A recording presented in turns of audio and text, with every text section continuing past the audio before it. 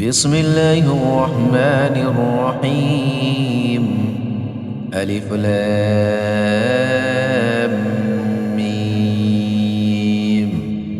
ذلك الكتاب لا ريب فيه هدى للمتقين الذين يؤمنون بالغيب ويقيمون الصلاة ومما رزقناهم ينفقون والذين يؤمنون بما أنزل إليك وما أنزل من قبلك وبالآخرة هم يوقنون أولئك على هدى من ربهم وأولئك هم المفلحون إن الذين كفروا سواء عليهم أنذرتهم أم لم تنذرهم لا يؤمنون ختم الله على قلوبهم وعلى سمعهم وعلى أبصارهم غشاوة ولهم عذاب